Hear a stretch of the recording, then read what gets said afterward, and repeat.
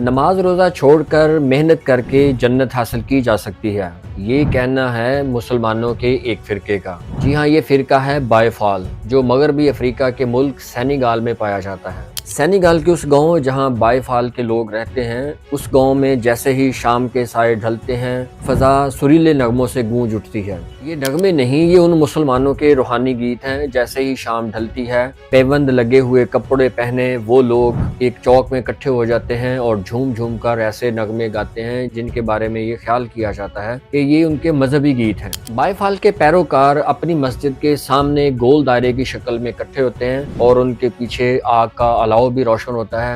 عبادت کے اس عمل میں بائے فال کے مسلمان ایک ہی ساتھ آواز کو اونچا کرتے ہیں اور ایک ہی ساتھ آواز کو کم کرتے ہیں، اور ان کے پیوند لگے کپڑوں پر جب آگ کی روشنی پڑتی ہے تو بہت ہی خوشنما دکھتے ہیں۔ سام فال کے دوران ان کے جوش و جذبے کی وجہ سے ان کے چہرے پسینے کی وجہ سے روشن بھی ہو جاتے ہیں۔ سام فال کی یہ تقریب ہفتے میں 2 دفعہ ہوتی ہے اور 2 گھنٹے جاری رہتی ہے۔ بائے فال فرقہ کے پیروکاروں کا کہنا ہے کہ نماز روزہ یہ چیزیں ضروری نہیں ہیں، اس دنیا میں رہنے کے لیے اور جنت پانے کے لیے محنت کرنا بہت ضروری ہے۔ لیکن دوسرے مسلمان اس فرقے کو ایک بھٹکا ہوا گروہ یا ایک بھٹکا ہوا فرقہ قرار دیتے ہیں۔ لیکن دوسری طرف بائے فال مسلمانوں کا یہ بھی کہنا ہے کہ ہمارے بارے میں دیگر مسلمانوں میں بہت ہی غلط فہمیاں پائی جاتی ہیں، جبکہ ہمارے ہاں اخلاقی روایات کو زیادہ نمایاں دیکھا جاتا ہے۔ ہمارے خیال میں جنت حاصل کرنے کے لیے محنت ضروری ہے، نماز روزوں کا زیادہ کردار نہیں ہے۔